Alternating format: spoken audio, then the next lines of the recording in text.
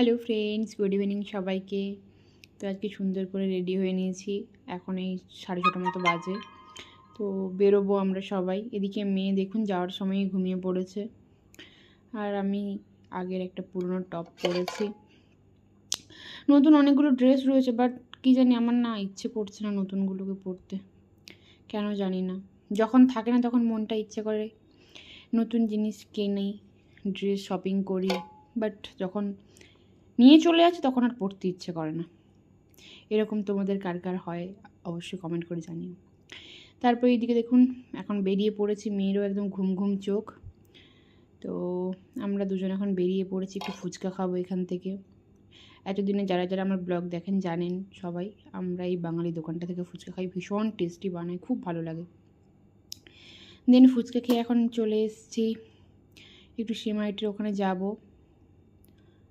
আর মেয়ে দেখুন হাতে করে ফুচকা রেখেছে, ওই আঙ্কেলটা ওকে প্রত্যেক দিন একটা করে ফুচকা দেয়, তো ওটা আস্তে আস্তে করে খায়। তারপরে এই যে পাশে একটা রাজস্থানী মেলা হচ্ছে, এখানে সবসময় বসে এই মেলাগুলো, তো ওখানে এসছি আমরা। মেলাটা একটু ঘুরে ঘুরে দেখবো কী কী জিনিস রয়েছে। দেন আমরা এই যে কি সুন্দর একটা ট্রেনে করে ঘোরাঘুরি করছি। অ্যাকচুয়ালি টয় ট্রেনটাতেও আমরা চড়েছিলাম, মেয়েকে নিয়ে আমি বসে, ওর পাপাকে বলছিলাম তুমি নিয়ে যাও। এবার মেয়ে আমি না আসলে তো ও কান্নাকাটি করে, তো সেই জন্য মেয়েকে নিয়ে আমি উঠেছি। ওই 10টার মতো রাউন্ড দেয়, 100 টাকা করে নেয়। বেশ ভালোই মজা লাগছিল, ঘুরছিলাম ভীষণ।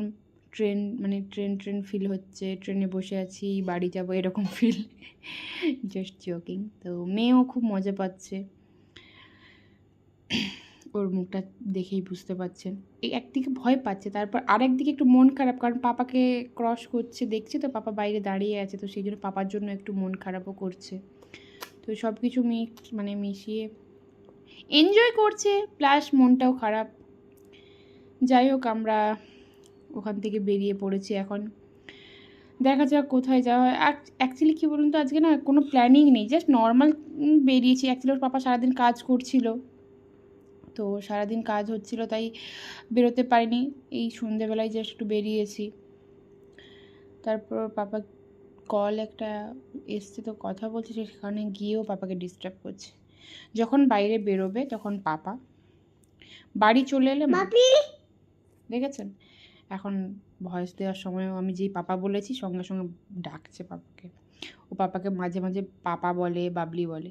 তারপর দেখুন এই যে এক বেলুন, যেখানে দেখবে যেই দোকানদার